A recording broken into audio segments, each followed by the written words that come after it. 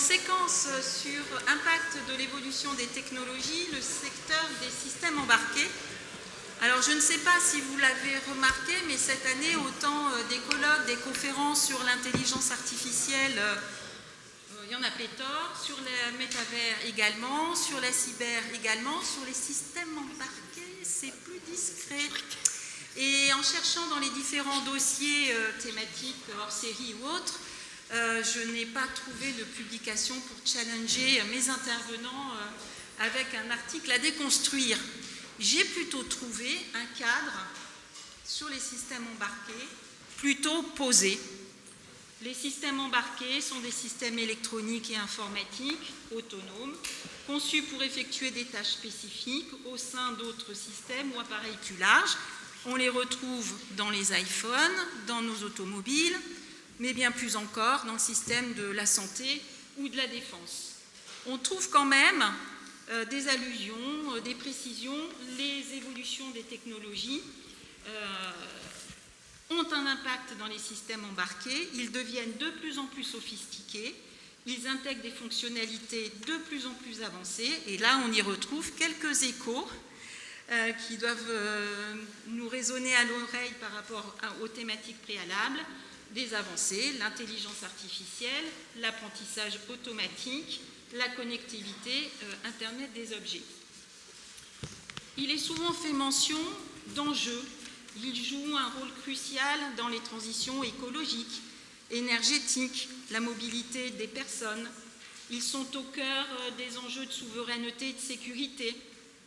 Ils ont un rôle essentiel dans des domaines sensibles et critiques. Et je terminerai par la maîtrise de ces technologies, la sécurité des systèmes critiques, la cybersécurité, la traçabilité des chaînes d'approvisionnement sont autant de facteurs qui contribuent à la protection des intérêts nationaux, à la défense contre les menaces et à la préservation de la souveraineté technologique d'un pays. Donc définition cadre plus posée, pas de colloque. Pour autant, on y voit bien quelques enjeux pour nourrir nos discussions. Et ce cadre générique étant posé, mettons un peu de vraie vie.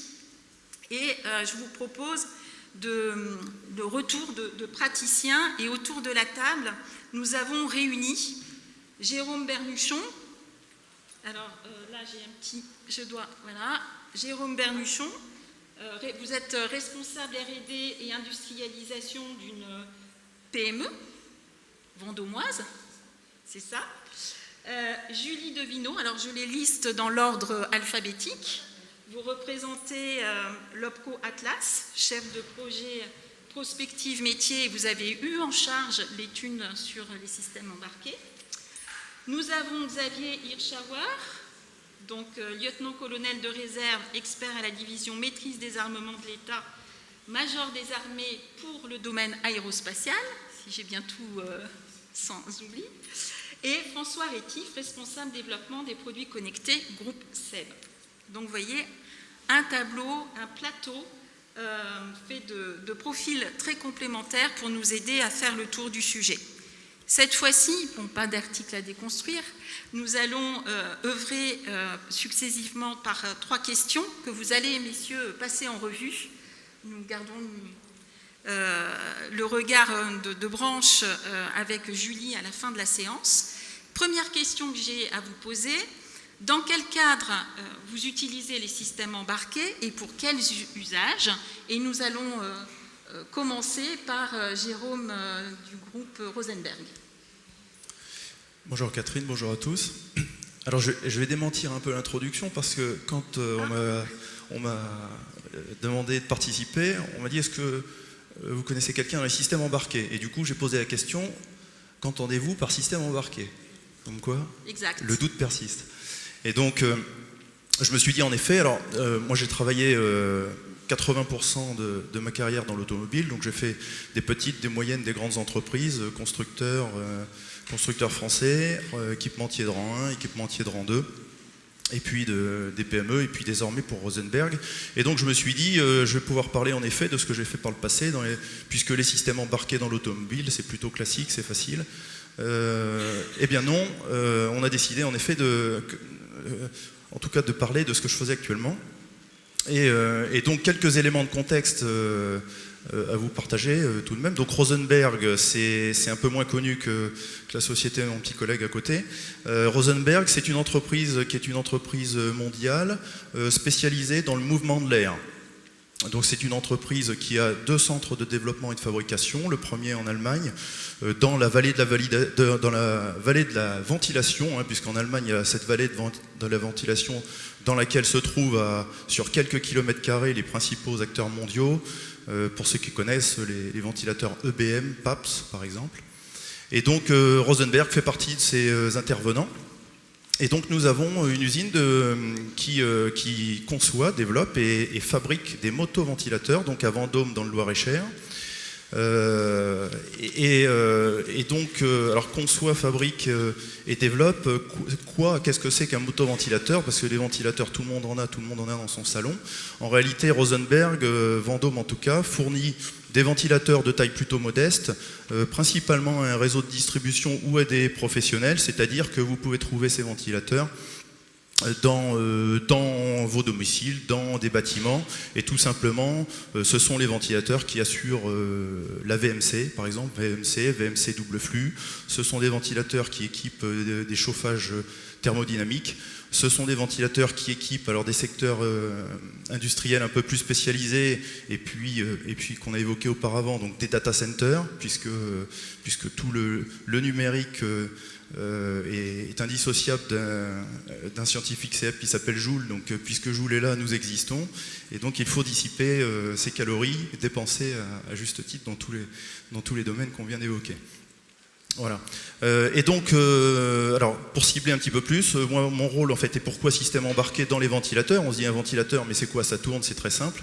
En réalité, les ventilateurs, tout comme d'ailleurs tous les systèmes techniques, ont quand même évolué. Je dis pas beaucoup évolué, ils ont quand même évolué depuis 10 à 20 ans.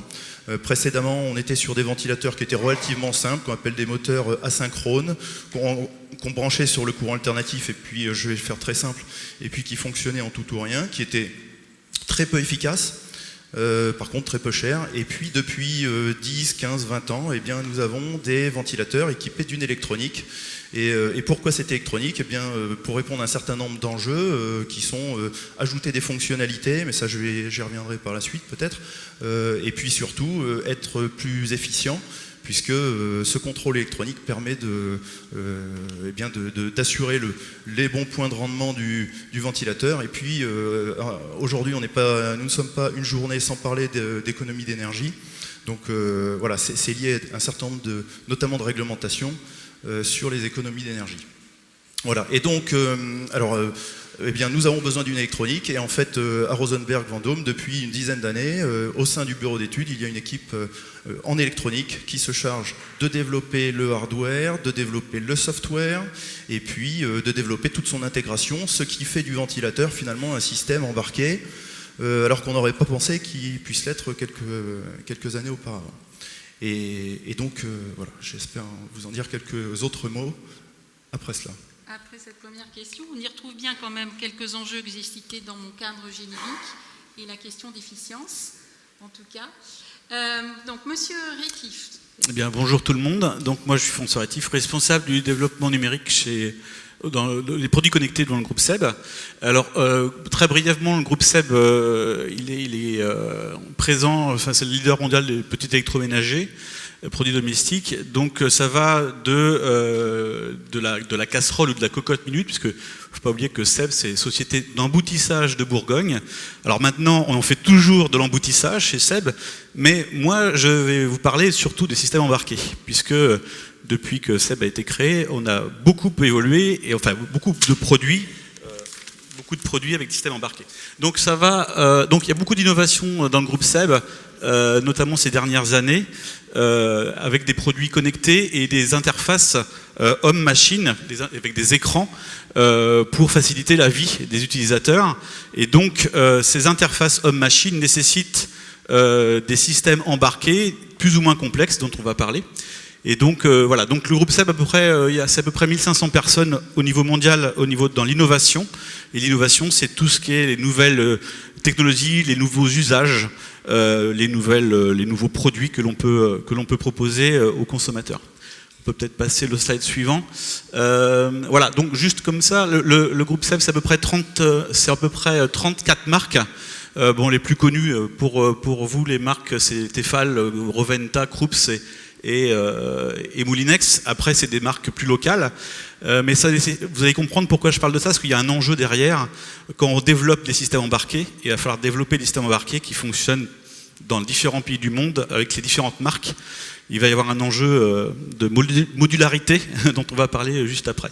Et puis, SEB, c'est une société française. Le siège est à Écully, près de Lyon.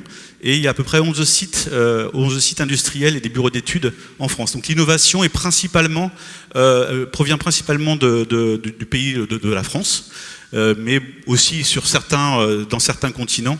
Ils développent aussi des produits, des systèmes embarqués pour d'autres pays. Et ensuite, donc voilà, je vais vous parler du système embarqué, le slide suivant. Donc en fin de compte, là, ici vous voyez quelques exemples, vraiment quelques exemples de produits qui nécessitent des systèmes embarqués.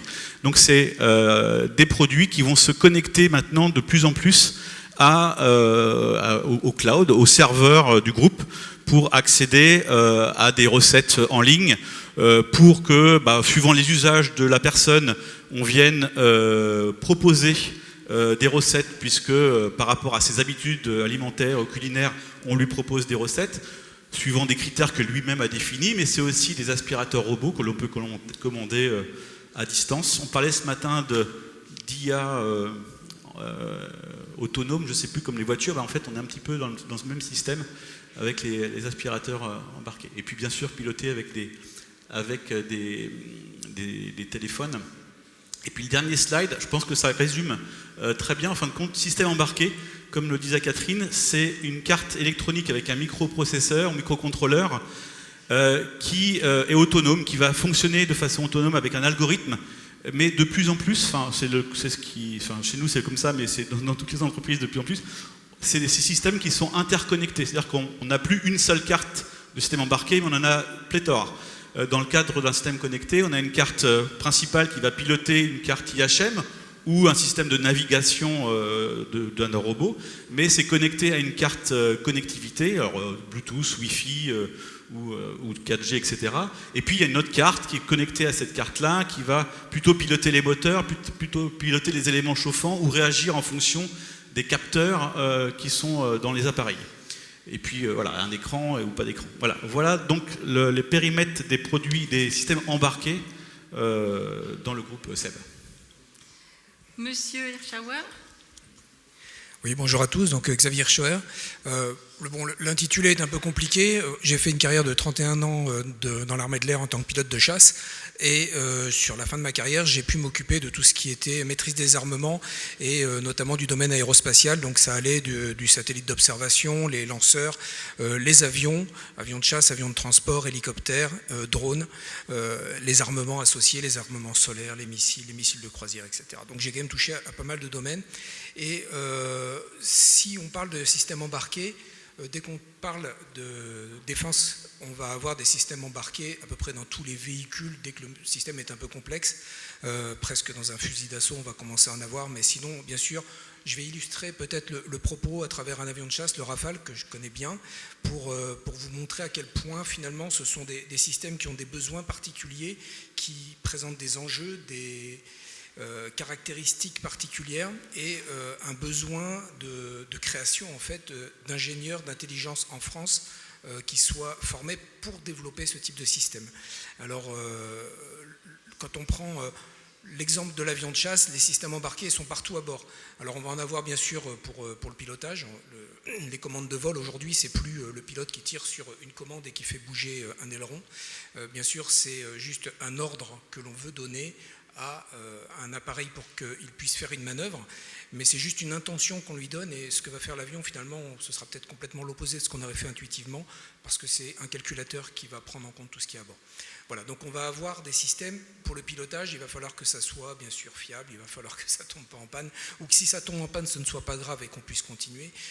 Donc on va avoir toutes ces contraintes, on va avoir ne serait-ce que la survie de l'équipage, du pilote, du navigateur, l'alimentation en oxygène, c'est même plus une bombe d'oxygène aujourd'hui. Aujourd'hui, on fabrique l'oxygène à bord, c'est-à-dire qu'on filtre l'air dans lequel on vole, et on en ressort l'oxygène pour pouvoir alimenter l'équipage, ce qui permet d'avoir une autonomie, pas de limite d'autonomie en oxygène, même s'il en reste en carburant. Et puis voilà, donc on va avoir des tas de systèmes comme ça, les uns après les autres, et puis je pourrais vous les énumérer, mais ils sont très nombreux. Et tout ça fait que le système embarqué et le véhicule aérien d'aujourd'hui, c'est presque un synonyme, quoi. Voilà, donc je pourrais continuer un peu longtemps. On va peut-être voir sur la question suivante comment on rentre dans le détail de tout ça. Voilà. Merci beaucoup. Du coup, là, avant de rentrer sur les besoins RH et besoins de compétences, une question intermédiaire. On a beaucoup parlé d'enjeux depuis ce matin.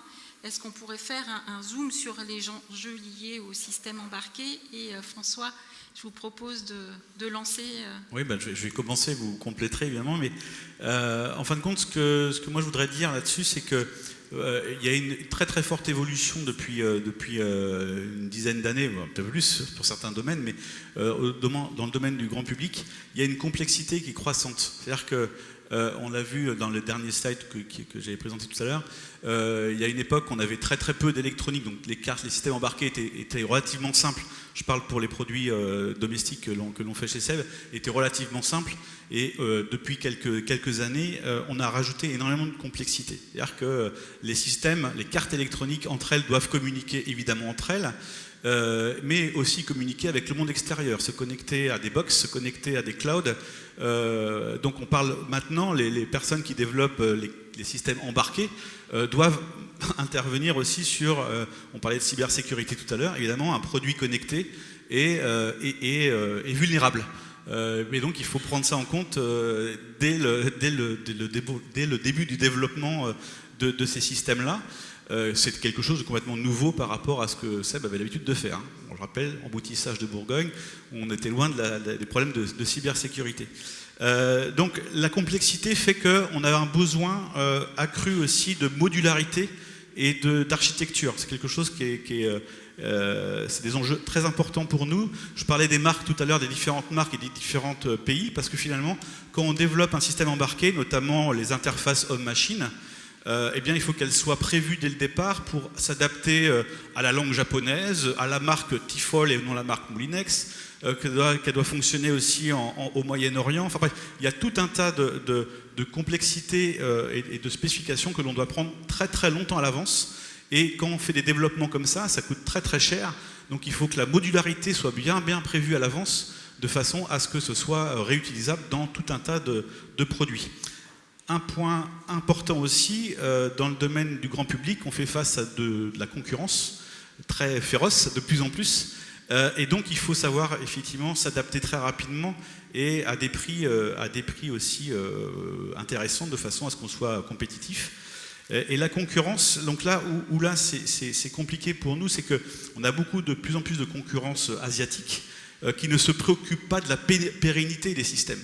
Et je pense que Xavier, tu vas en parler tout à l'heure, mais quand on faisait un produit simple avec une machine à café simple, une fois qu'elle est lancée en production, on s'en occupe plus au niveau du développement, on s'en occupe plus. Alors que maintenant, un système embarqué, connecté, encore plus connecté, eh bien, il faut qu'on sache, il faut qu'il soit fonctionnel et qu'on soit capable de le mettre à jour, ne serait-ce que pour résoudre des problèmes de sécurité cyber. Et il faut qu'on soit capable de le mettre à jour dans 5 ans, mais aussi dans 10 ans.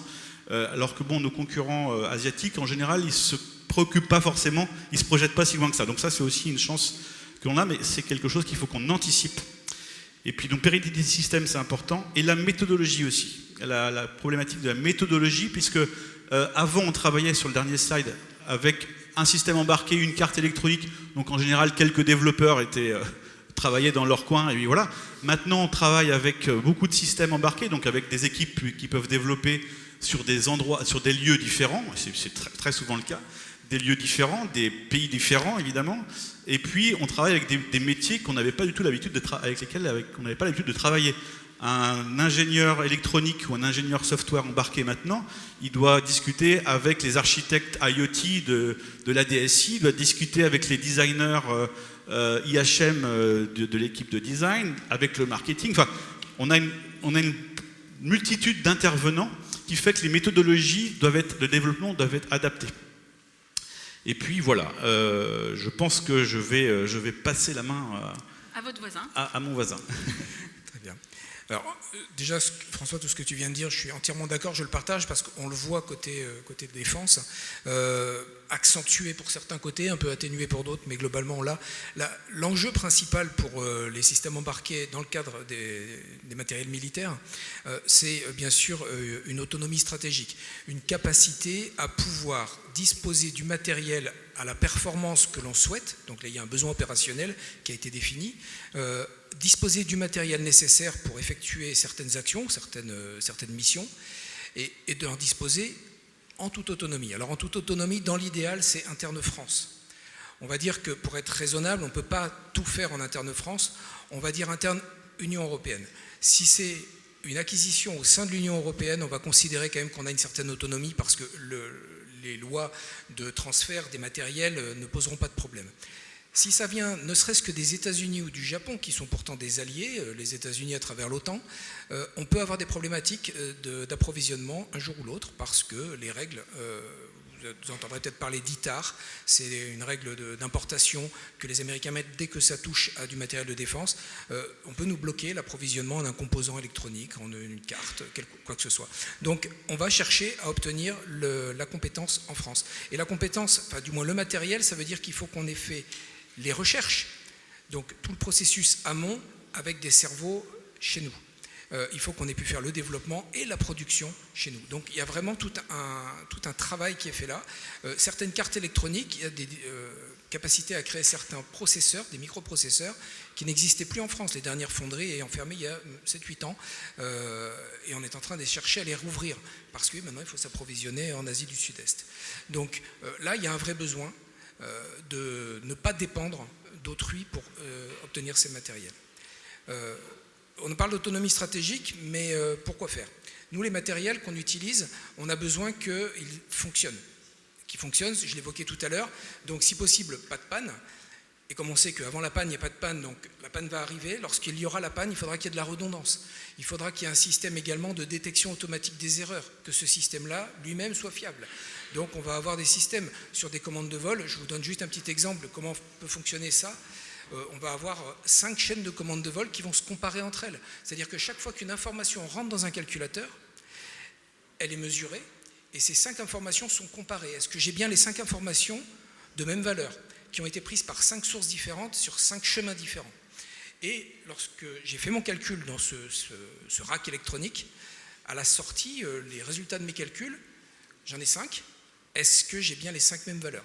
Si à un moment une valeur diffère des autres, celle-ci est mise en doute, on va la rejeter et on va considérer qu'on a un premier niveau de panne, etc. Et ça va permettre de maintenir un avion capable de voler malgré des pannes multiples sur plusieurs capteurs, mais de premier niveau un peu partout. Voilà, c'est ce type de raisonnement, de démarche qui vont permettre en fait de garder la fiabilité du système quand on en a besoin. Mais il va falloir aussi que ça supporte des environnements particuliers. Donc dans le développement, la conception, imaginez des matériels qui vont être soumis à des passages de peut-être 50 degrés au sol, à une température de moins 70, 45 secondes plus tard, c'est à peu près le temps qu'il faut pour aller du niveau du sol à l'altitude de vol d'un avion de ligne. Donc on va avoir des variations de température très rapides, des variations de pression très rapides, des niveaux vibratoires très importants, des niveaux de radiation également, puisqu'on va passer au-dessus de la ionosphère, donc on va prendre du bombardement solaire. Voilà, donc on va avoir tout cet environnement qui va nécessiter de concevoir ces matériels pour pouvoir résister à tout ça. Des impulsions électromagnétiques également, puisque on peut travailler dans un environnement nucléaire, enfin post-guerre nucléaire. Donc voilà, tous ces systèmes, là, les enjeux et les contraintes sont très très importantes.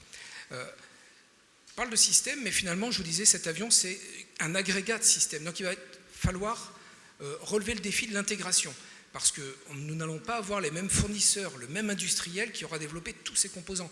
Ne pensez pas que c'est Dassault qui fabrique l'intégralité du Rafale. Dassault fabrique la cellule, mais vous avez une partie qui est faite par le groupe Thales, et même dans le groupe Thales, c'est plusieurs entités de Thales qui vont faire le radar, le système de guerre électronique, le système optronique, etc. Nous allons avoir des Safran, le groupe Safran qui intervient pour le train d'atterrissage, mais aussi pour les réacteurs. Ce ne sont pas non plus les mêmes équipes, et tous ces systèmes s'agrègent les uns aux autres.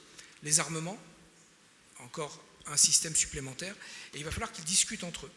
Et bien sûr, discuter entre eux, il va falloir qu'ils discutent entre eux de façon fluide, fiable, sécurisé, avec les enjeux de cybersécurité qu'on a pu voir tout à l'heure, mais pas avec des normes, j'ai envie de dire, des protocoles de discussion classiques et ouverts, parce que sinon nous aurons des problèmes de sécurité informatique en termes d'intrusion, de risque d'intrusion. Donc là encore, un défi à relever pour faire cohabiter tous ces systèmes entre eux. Et tous ces systèmes, ben forcément, les obsolescences arrivent. On parlait du temps long que nous, on va voir dans la défense. Le Rafale, aujourd'hui, va bientôt fêter ses 25 ans. Ça va bientôt faire 25 ans qu'il est dans les forces. 25 ans, c'est très long pour un avion. C'est un avion qui est à son adolescence, tel que je le conçois aujourd'hui, quand on voit les projets d'évolution, le nouveau standard qui arrive aujourd'hui, celui qui est prévu entre 2030 et 2035, et les futurs standards auxquels on commence déjà à penser. Donc c'est un avion qui est finalement au début de sa vie, et les systèmes qui sont à bord, pour la plupart d'entre eux, n'ont déjà plus rien à voir avec ce qu'ils étaient lorsque l'avion a été mis en service au début des années 2000.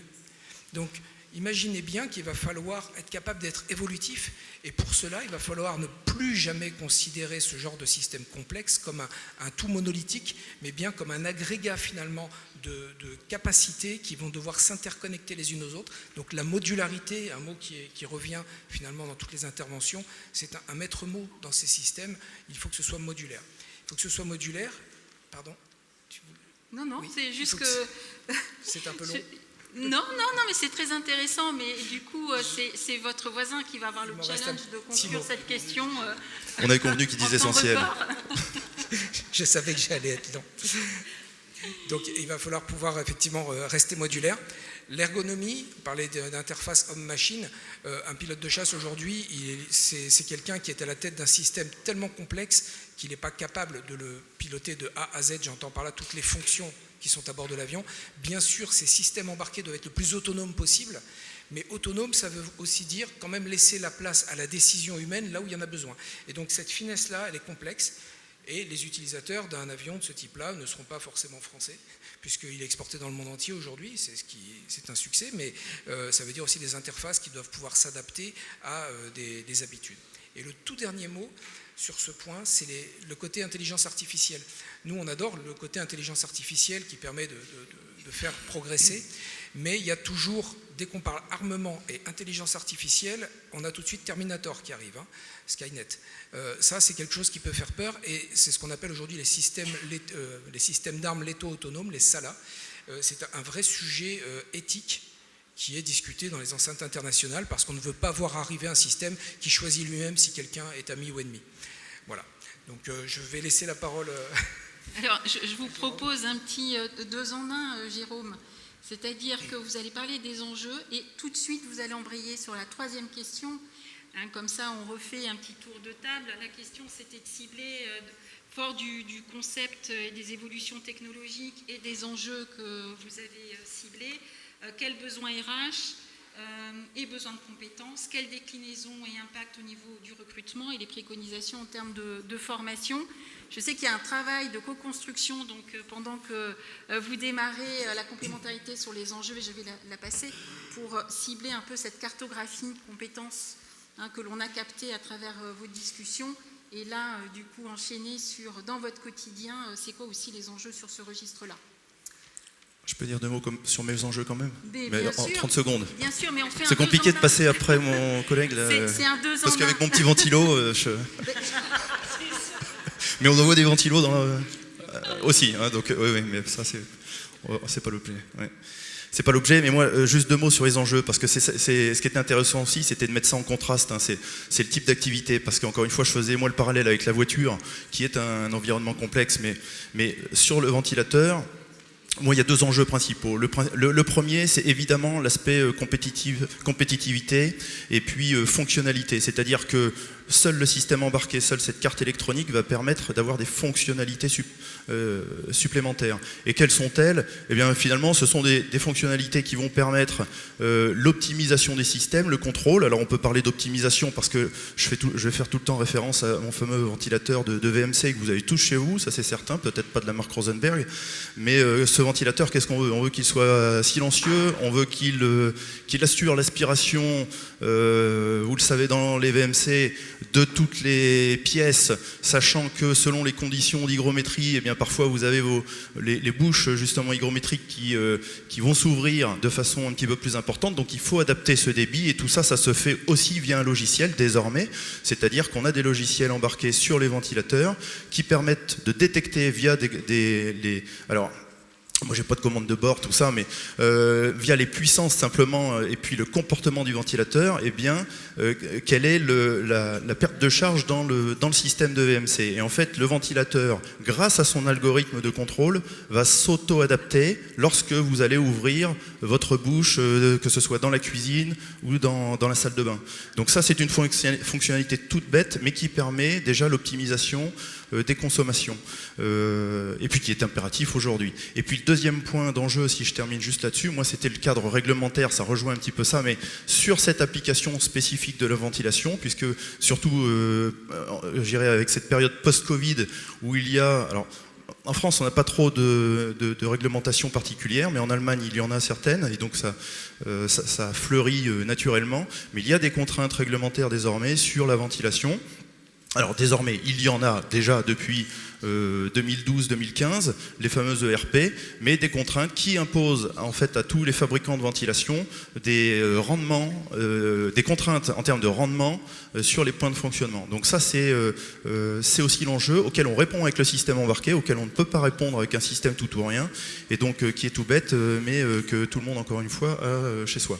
Voilà. Donc ça c'était le point que je voulais rejoindre, sans revenir sur la complexité, parce que on parle d'un avion, c'est facile de s'imaginer la complexité d'un avion ou encore une fois d'une voiture, mais en fait ce qu'il faut voir, c'est que ne serait-ce que pour un ventilateur, et là je fais la transition en effet avec la troisième question, hein, c'est quelles compétences, quel recrutement, et bien c'est que finalement...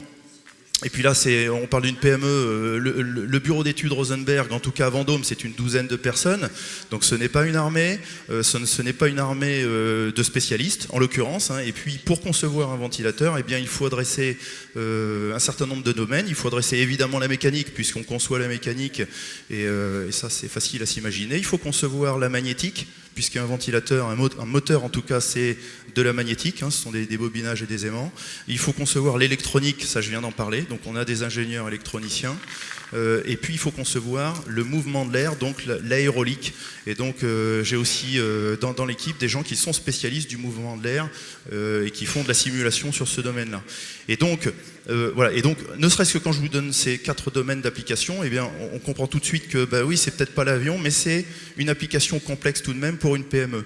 Et donc eh bien si je fais, là aussi je vais cibler plutôt l'électronique. Hein.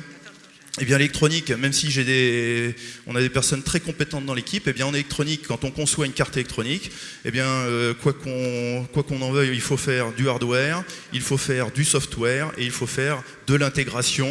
Et donc d'où encore une fois une complexité, une polyvalence certaine. Et là je rebondis sur ce que disait François, pardon, mais et donc les 2-3 personnes qui sont dans cette équipe à Vendôme, eh bien il faut qu'elles aillent discuter de la mécanique, il faut qu'elles aillent discuter de l'aérolique, il faut qu'elles aillent discuter de la consommation, de la connectique, qu'il faut qu'elles aillent discuter également avec les gens qui s'occupent du process, c'est-à-dire comment est-ce qu'on va fabriquer ce ventilateur. Et donc, et vous comprendrez bien encore une fois qu'à 12 personnes, je ne peux pas avoir un expert dans chaque domaine. Et donc, la problématique que j'ai, sans m'étendre sur la problématique que tout le monde a et sans revenir sur les problématiques de recrutement, puisque c'est extrêmement compliqué, et pourtant Vendôme c'est très joli, mais c'est très compliqué d'accueillir de nouvelles compétences, que ce soit en mécanique, en électronique. Eh bien, la difficulté, c'est de trouver des profils qui soient sur lesquels il y ait cette ambivalence, hein, de dire il faut que ce soit des profils techniques, et des profils techniques eh bien, qui connaissent du hard, qui connaissent du soft, et puis je vais même plus loin, hein, qui connaissent du hard analogique et qui connaissent du hard particulièrement sur du contrôle de puissance. Et il faut que ces gens-là éventuellement connaissent aussi le software. Et il faut aussi que ces gens-là sachent parler à des mécaniciens. Et donc, on a, en tout cas moi c'est la problématique court terme, hein, cette difficulté à trouver des gens experts dans leur domaine, mais avec ce recul particulier sur l'intégration des systèmes. Que ce soit d'ailleurs, puisqu'après on peut l'élargir facilement, mais vous le ferez volontiers, mais sur l'IoT, sur les problèmes de cyber. Mais voilà, il faut trouver des profils très experts et à la fois qui aient ce recul sur l'intégration des systèmes. Et je suis obligé de le dire aussi, mais c'est sans compter, parce que je parle des domaines qui sont classiques sur l'électronique, hein, hard, soft, et puis voilà, mais c'est sans compter aussi l'intégration de l'IA, puisqu'on en a parlé précédemment, puisque là j'ai des projets en cours, en tout cas d'innovation, sur de la détection de défauts grâce à de l'IA embarquée. Alors évidemment, on ne crée pas cette IA, hein, c'est du machine learning, on ne crée pas cette IA, on va utiliser en fait des blocs, mais aujourd'hui, à la limite, moi quand je fais passer l'entretien, eh bien l'idéal c'est que cette personne elle ait fait tous les domaines dont je vous ai parlé. Bon, autant dire que c'est le mouton à 5 pattes, c'est très compliqué, mais j'attends aussi que la personne ait aussi des notions d'IA, parce que l'IA, alors pour plein de domaines, mais je vois dans le mien, c'est une des évolutions aussi majeures. Que ce soit d'ailleurs dans le dimensionnement, mais ça c'est pas l'objet, dimensionnement via les simulations, machine learning, on a utilisé un logiciel de machine learning là, pour concevoir notre dernière roue, et donc ça fonctionne très bien, mais dans le logiciel de contrôle, là on cherche à détecter des défauts, et donc on a un prototype. Et l'enjeu de demain, c'est de dire mais comment je vais intégrer à mon petit ventilateur de VMC une détection de défauts qui intégrera de l'IA. Voilà. Et donc voilà, toute la problématique. Et un petit mot pour les BUT, parce que c'est un petit peu le sujet du jour aussi. Mais les BUT, mon fils est là il passe donc en maths P physique. Et donc la question s'est posée il y a 2 ans, de se dire Parcoursup, les BUT, nouvelles, alors les DUT, les BUT, on a abordé le sujet tout à l'heure rapidement. 2 ans, 3 ans, comment ça se passe, école d'ingénieur. Moi j'espère que ça va combler, que cette année supplémentaire, il y a eu quelques éléments diffusés tout à l'heure, que cette année supplémentaire permettra aussi d'absorber un surplus de connaissances, pour que j'évite d'aller chercher des ingénieurs qui d'ailleurs au demeurant deviennent très vite managers ou gestionnaires de projets. C'est très compliqué de trouver aussi des ingénieurs experts maintenant, mais ça c'est une autre discussion. Et donc moi l'idée c'est j'attends impatiemment de savoir si en effet ces profils-là pourront combler des besoins particuliers sur du développement ou sur du test de l'électronique embarquée. Merci Jérôme. Alors je crois que vous avez décalé les défis sur vos voisins maintenant. Donc c'est François en deuxième position pour... Ouais. Il y a beaucoup de choses que tu as dit sur l'électronique, etc. Donc là, je ne reviendrai pas là-dessus. Je rajouterai néanmoins que les systèmes embarqués, ceux qui développent les systèmes embarqués, les cartes hardware et le software bas niveau, s'il n'y en avait pas, on ne parlerait pas d'IA, on ne parlerait pas de serveurs, on ne parlerait pas de téléphone, ni rien. Donc avant toute chose, il faut impérativement, effectivement, que dans toutes nos technologies, dans tous les produits qu'on utilise, il y a du système embarqué. Et donc, il faut... nous, on fait face à une difficulté chez SEB, mais pas que chez SEB, c'est des personnes qui sont...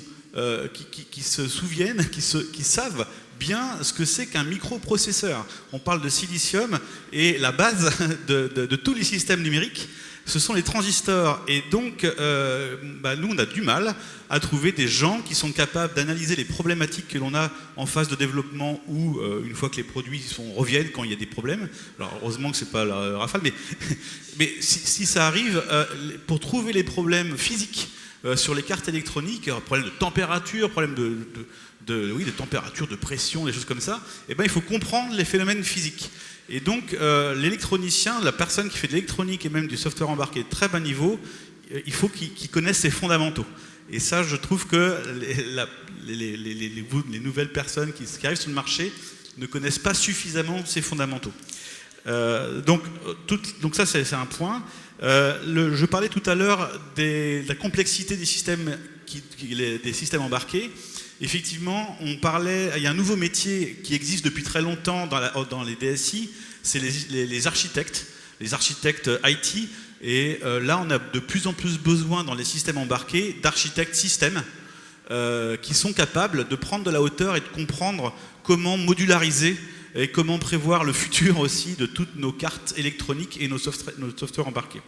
Donc au-delà de ces compétences techniques qui sont indispensables, il y a les compétences, les soft skills, on en parlait de soft skills ce matin, Eh bien oui, on voit, il y a de plus en plus de complexité, il y a besoin de parler avec énormément de monde, beaucoup de personnes avec des métiers complètement différents. Donc l'aspect communication est pour moi, enfin dans notre métier, vraiment primordial. Alors effectivement, on a besoin d'experts dans tel ou tel domaine, mais savoir vulgariser, savoir expliquer les problématiques, savoir spécifier, c'est essentiel. La spécification des systèmes, je parlais d'architectes, mais tous les développeurs, hardware, software, doivent bien comprendre, avant de commencer à développer leur système, ils doivent parfaitement comprendre la finalité de leur développement et de bien comprendre les spécifications.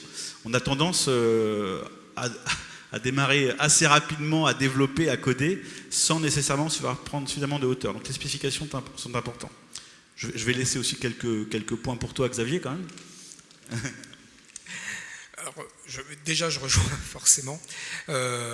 Finalement, au bout du compte, les ingénieurs que vous formez, tous les stagiaires que vous avez chez vous, ce qu'il faut, c'est de leur développer la curiosité.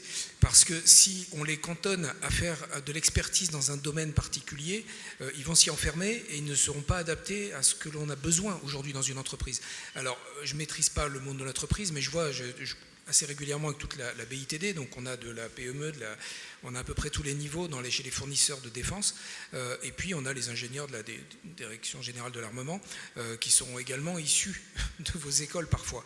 Et là, la curiosité, je pense que c'est un maître mot.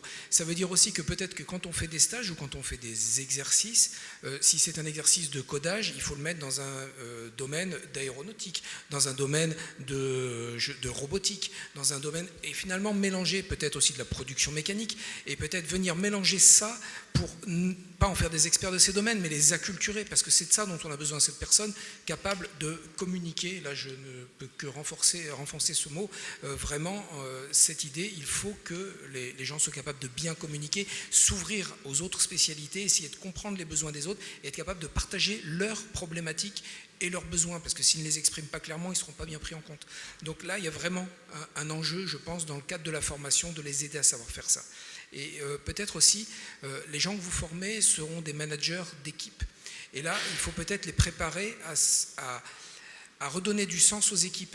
Je dis ça parce que, alors, je pense que c'est moins le cas peut-être chez toi, Jérôme, ou peut-être un peu chez toi, François, mais au niveau des équipes de programmes dans les domaines étatiques, on est rapidement sur des programmes qui courent sur 10, 15, 20 ans. Et finalement, quelqu'un qui travaille sur un petit morceau ne voit qu'un petit morceau et il ne sait même plus ce qu'il fait, il ne sait pas pourquoi il le fait.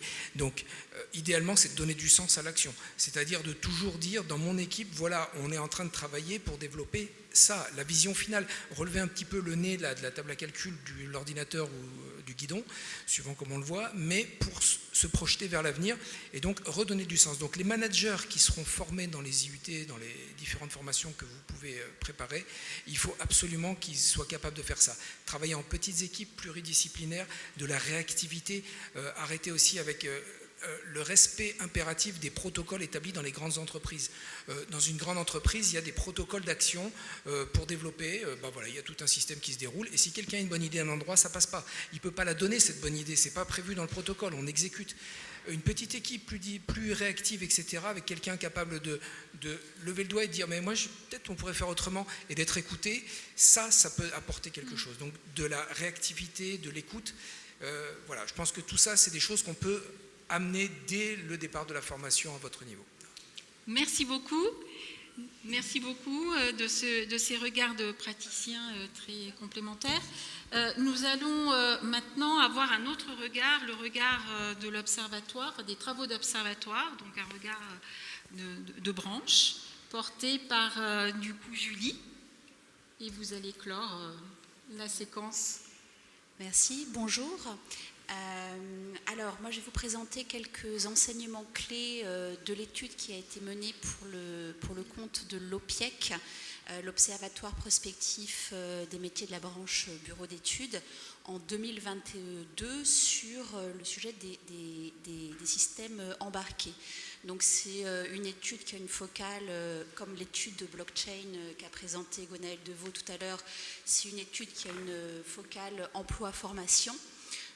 mais qui néanmoins revient sur les grandes transformations de la filière système embarqué dans les 7-8 dernières années. Alors, une petite précision terminologique. Je vais employer les termes de filière et de branche. Ce sont deux ensembles qui... Alors, la filière, je me réfère à la filière des systèmes embarqués, et la branche des bureaux d'études. Ce sont deux ensembles qui se recoupent partiellement, mais qui ne se confondent pas.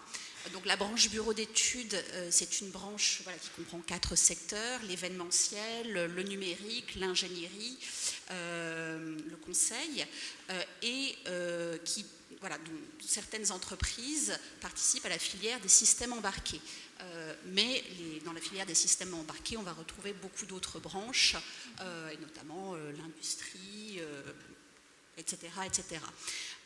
Donc, quelles sont les entreprises de la branche bureau d'études qui contribuent à la filière à la filière système embarqué? C'est d'une part les fournisseurs de logiciels qui vont travailler sur le développement de logiciels pour les systèmes embarqués. C'est sur aucune slide. D'accord, je vais vérifier si j'avais mis la bonne. D'autre part, les sociétés de services, services informatiques, services de conseil, services d'ingénierie qui vont accompagner les équipementiers, les intégrateurs, les constructeurs à différentes phases de leur projet dans le développement de systèmes embarqués. Donc cette étude, elle a reposé sur une analyse documentaire, sur des entretiens qualitatifs dans et hors la branche, avec notamment des organismes de formation, des institutionnels et donc des entreprises, et une enquête quantitative réalisée cette fois-ci dans la branche, auprès des entreprises de la branche bureau d'études. Donc pour vous donner un panorama un peu exhaustif des secteurs qui participent au système, qui travaillent sur les systèmes embarqués. Vous avez cette présentation avec... où on distingue d'une part les secteurs et les marchés qui sont très, très matures en termes... où il y a une longue histoire des systèmes embarqués. On parle de la défense, l'aérospatiale, l'aéronautique. On parle également de l'automobile, ainsi que du transport lourd, les trains, les tramways, où les systèmes embarqués font partie du paysage depuis longtemps, et les marchés pour les systèmes embarqués sont aujourd'hui également très importants. L'automobile, je crois que c'est vraiment le moteur du développement des systèmes en marché en termes de taille, et aussi on a une dynamique d'innovation qui est très soutenue. Dans d'autres secteurs comme l'industrie, comme j'en perds mon latin, les télécoms et l'énergie, la dynamique est un petit peu plus récente, mais on a aussi des marchés qui sont très dynamiques, qui sont soutenus par dans l'énergie, les smart grids, dans l'industrie 4.0, la robotisation, l'automatisation. Et on a entre guillemets nouveaux marchés des nouveaux secteurs pour les systèmes embarqués que sont l'agriculture, la santé et le bâtiment voirie, où la dynamique est plus récente. Mais on a quand même dans l'ensemble, de façon générale, une dynamique qui est en forte croissance en France et dans le monde. Est-ce que vous pouvez passer à la slide? Ok. Parce que je la vois pas. Les facteurs d'évolution du secteur, voilà. Ok. Donc, les facteurs d'évolution du secteur, je ne vais pas revenir sur ce que vous avez très bien expliqué. Donc, il y a des facteurs de long terme que sont le développement de l'IoT, qui sont ancrés depuis un certain temps, que sont le développement de l'IoT, des capteurs, le cloud, qui permet finalement de centraliser et de stocker les données, la La cybersécurité, qui a été amplement nommée et qui est d'autant plus importante que les systèmes embarqués sont interconnectés sur des circuits plus ou moins ouverts. Donc tout ça se traduit en termes bien sûr de compétences dans les entreprises, ou du moins en besoin de compétences. Alors, la modularité. Depuis plusieurs années, les systèmes embarqués se sont développés, notamment grâce à l'open software. Là, la dynamique plus récente que l'on observe dans les entreprises, c'est qu'il y a un passage à l'open hardware. Qui représente lui aussi une dimension de changement supplémentaire. Très rapidement, donc il y a d'autres dimensions technologiques comme l'edge computing qui revient à... Alors je ne sais pas si vous les rencontrez dans vos activités, mais qui revient à relocaliser finalement la puissance de calcul au plus près de la donnée. Et puis c'est la contribution déjà évoquée des systèmes embarqués à la transition écologique, à la fois en termes d'autonomie, avec une moindre consommation d'énergie, mais aussi en participant à l'électrification des véhicules et à l'optimisation des chaînes de production. Donc voilà le panorama très, très rapide et général. Alors, en s'appuyant sur ces tendances, les entreprises de la filière recrutent beaucoup et ont du mal à recruter. Donc c'est une dimension que Jérôme évoquait. La très grande majorité des entreprises interrogées rencontrent des difficultés à recruter sur l'un, voire tout leur métier concernés par les systèmes embarqués. Alors dans le top 3 des métiers en tension sur les systèmes embarqués, on a donc relevé l'ingénieur logiciel, l'ingénieur cybersécurité que l'on renomme donc spécialiste système embarqué et cybersécurité de niveau master Bac plus 5 pour ne pas utiliser le terme ingénieur cybersécurité, et l'architecte système embarqué. Donc ce sont les principaux, mais tous les métiers de la filière sont en fait concernés par ces tensions. Alors, quand on interroge les entreprises sur l'origine de ces tensions, elles pointent la rareté des compétences sur les systèmes embarqués, et donc notamment des compétences de programmation, et la grande concurrence qu'il existe à l'intérieur de la filière pour obtenir ces talents qui sont rares et convoités.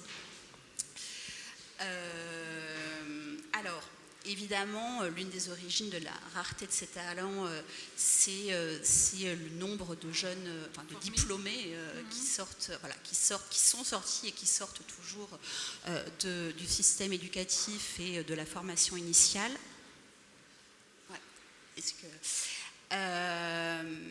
Donc là, les professionnels du secteur nous expliquent que, de leur point de vue, l'enjeu n'est pas tant qu'il n'y ait pas suffisamment de formation initiale spécialisée sur les systèmes embarqués, mais la difficulté à remplir ces formations. Question enjeu qui est partagé avec celui de la cybersécurité, si j'ai bien compris. Et pourquoi est-ce que... alors, moi, ce que j'aimerais bien aussi demander, c'est que quand on a interrogé des organismes de formation, c'était surtout des responsables de master. Donc j'aimerais bien savoir si au niveau des BUT, vous rencontrez aussi ces difficultés, ou si ce n'est pas du tout le cas, et en quel cas ce serait Je pense que l'auditoire a bien perçu votre message pour pouvoir échanger. Maintenant, vous souhaitez échanger Pour faire simple par rapport à ça, la réponse est claire. Les difficultés qu'on a, c'est qu'on a des jeunes qui arrivent sur des bacs qui ne veulent pas faire des bacs scientifiques, donc derrière qui ne veulent pas non plus s'engager sur ce genre de choses. Je crois que nos difficultés de recrutement Pardon. Ah, excusez-moi. Oui, je disais, nos difficultés de recrutement viennent des problèmes de bacheliers qui ne s'orientent pas suffisamment vers des filières scientifiques, donc qui ne viennent pas non plus dans nos filières scientifiques qu'on peine aussi à remplir par rapport à ça. Et je crois que votre problématique, elle vient de là. Voilà, c'était juste pour être très court par rapport au temps. Donc. Est-ce qu'il y a le souhait d'un autre regard? Oui, monsieur.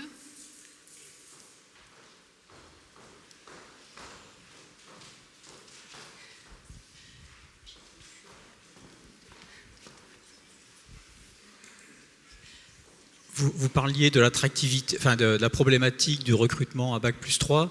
Avec le but, je pense qu'on a essayé de réformer notre diplôme pour justement s'adapter et faire en sorte que les étudiants sortent à Bac+3 avec un niveau de les niveaux de compétences attendus. Après, est-ce qu'il n'y a pas aussi un problème, pour revenir sur le domaine des sciences de l'ingénieur, hein, c'est ce dont on parle ici, effectivement, il y a ce problème d'attractivité, on a de la peine à remplir nos BUT sur ces spécialités-là, ça c'est une première chose. Et après, pour qu'ils ne partent pas à Bac+5, il faut aussi peut-être que les entreprises rendent ces métiers attractifs. Et là, la balle n'est pas dans l'autre camp, mais elle est peut-être plutôt dans celui des entreprises. Entendu. En tout cas, du point de vue des entreprises de la branche, la perception est que finalement les systèmes embarqués manquent d'attractivité, la filière système embarqué manque d'attractivité vis-à-vis d'autres filières que serait la cybersécurité ou l'intelligence artificielle, des formations qui seraient plus en vogue. Vu ce qu'on a entendu cet après-midi, j'en doute peut-être un peu. Un taux de féminisation qui est terriblement bas. Et troisièmement, des salaires qui sont un peu plus bas à la sortie de formation que dans d'autres filières scientifiques comparables. Et alors, concernant les recrutements des entreprises par finalement le profil des jeunes diplômés qui sont recrutés, ce que l'enquête met en évidence, c'est que effectivement, le gros des recrutements à la sortie du diplôme est au niveau Bac+5. Toutes les entreprises n'ont pas de techniciens ou d'électrotechniciens. Lorsqu'elles en ont, alors c'est soit sur des postes effectivement techniques, soit sur des postes plutôt commerciaux, technico-commercial.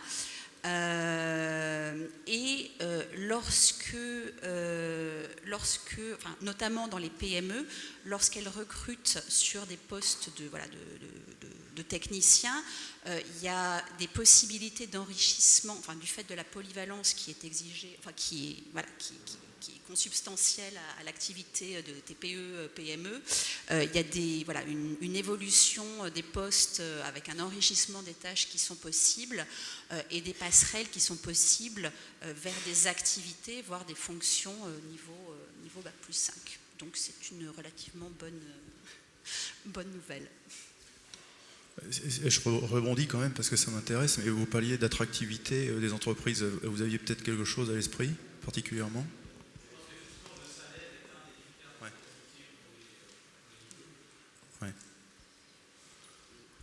Oui, c'est sûr.